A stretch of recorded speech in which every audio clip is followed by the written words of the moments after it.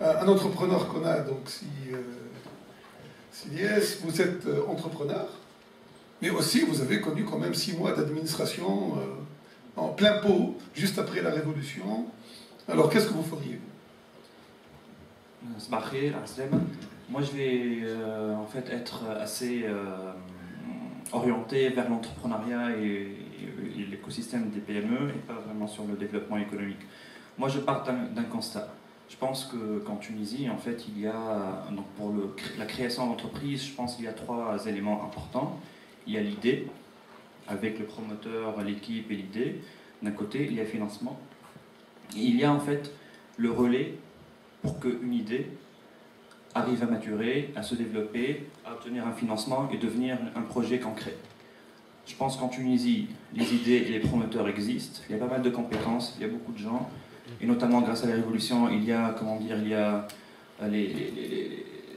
les gens se sentent désinhibés peut-être, ils se sentent un peu plus motivés et veulent en fait prendre, je pense en tout cas, prendre leur sort en main. En tout cas, il y en a pas mal.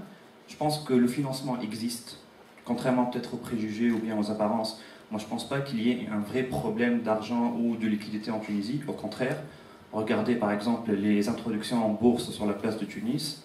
Je pense que le vrai problème, c'est le relais entre les deux. C'est comment prendre des jeunes promoteurs avec une bonne idée, comment maturer cette idée, les aider, les accompagner, et pour leur permettre de lever de l'argent, de survivre et de passer du stade d'une simple idée à une entreprise qui marche. Alors, Sifarid, il a parlé tout à l'heure des pépinières. Justement, moi, la première réforme que je ferai, ça sera par rapport à ça, en fait. Malheureusement, moi, j'ai une entreprise en Tunisie, une entreprise en France, une entreprise en Tunisie, et en partie incubée au pôle technologique de Razel. Je pense que c'est un des meilleurs technopoles et des meilleures pépinières. Et malgré ça, ce que je dis, c'est qu'en fait, on a surtout le bâtiment. Donc on a surtout les bureaux, l'accès Internet et vraiment l'hébergement. On a beaucoup moins l'accompagnement, même s'il y a beaucoup d'efforts à faire. Mais bon, moi je suis quelqu'un qui croit beaucoup à l'initiative privée et je pense que voilà, pour accompagner, il faut des gens du privé qui ont déjà entrepris, qui ont pris l'initiative et pas des gens de l'administration où je rejoins un Serlil qui dit en fait l'administration est quand même en fait un organe d'exécution pas mal. Et c'est partout dans le monde, c'est pas uniquement en Tunisie en fait. C'est des gens qui sont là pour exécuter, il y a un cadre légal, c'est très orienté par les procédures en fait. Et pour changer les procédures, ça prend du temps. Alors que le privé, c'est des gens très flexibles qui arrivent à entreprendre et tout. Alors c'est quoi la problématique? Je pense que les incubateurs, c'est pas forcément un business model qui est très rentable tout de suite. Donc il y a un problème pour le financement privé de ces organismes-là. Donc à mon avis, le meilleur schéma serait un schéma qui existe ailleurs. D'ailleurs, il ne faut pas recréer les choses. Hein. Il faut voir où ça marche et apprendre ça. Je vous donne un exemple qui n'est pas très loin de la Tunisie, la Jordanie. Regardez Oasis 500.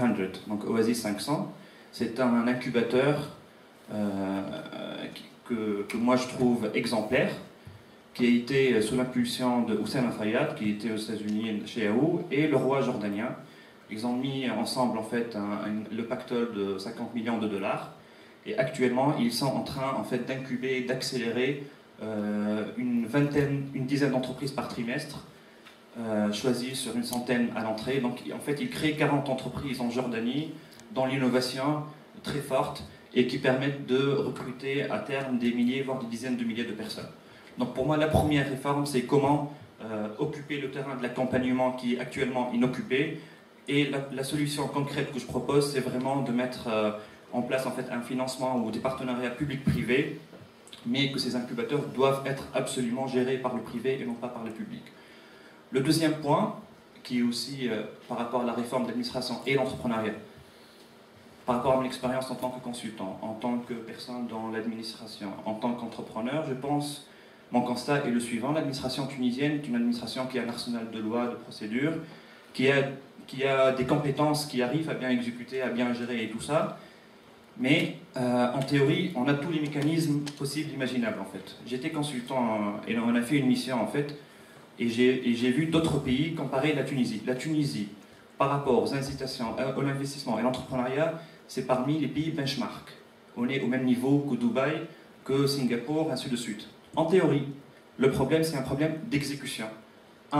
Il y a une multitude de mécanismes qui sont très peu lisibles, qui sont confus et parfois très...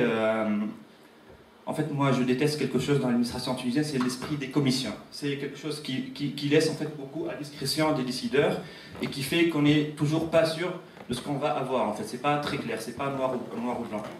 Donc, ce que je ferai, c'est la simplification de ces mécanismes et pas uniquement la simplification, surtout beaucoup plus de lisibilité. Concrètement, je mettrai à disposition des gens, en fait, soit sur des sites, soit en faisant beaucoup de communication, une fiche avec les procédures à suivre pour créer une entreprise. Une fiche. Deuxième fiche avec tous les mécanismes de financement à disposition des entrepreneurs et des PME. Une troisième fiche avec justement pour rejoindre le point stratégique qu'a évoqué Seferid, une fiche avec quels sont les secteurs clés promoteurs en Tunisie. Ça existe, hein, mais en fait il n'y a pas une fiche. Il y a un site web avec plein de pages. Et pour les aider, par exemple, les secteurs promoteurs, on ne va pas trouver des secteurs promoteurs, on va trouver 500 fiches projets. Du séchage des tomates au call center, au je sais pas quoi en fait. Et ça, en fait, c'est pas très lisible. Il faut un certain moment, avant d'aller dans le détail, prendre un peu du recul et avoir quelque part où on arrive à synthétiser ces informations et les voir de façon claire pour pouvoir justement bien exécuter. Donc voilà, pour récapituler, moi je pense qu'il y a un problème sur l'accompagnement et ça, c'est pas vraiment de la réforme de l'administration dont on a besoin, mais surtout empowering, donc donner plus de pouvoir au secteur privé sur ce point-là. Et le deuxième point, c'est la simplification, c'est de la communication, c'est avoir beaucoup plus de visibilité, ce qui permettrait, je pense, aussi d'améliorer l'exécution de mécanismes qui sont en théorie, vraiment, hein, on a fait la comparaison sur le monde entier, qui sont en théorie, très performants. Mais maintenant, il faut exécuter.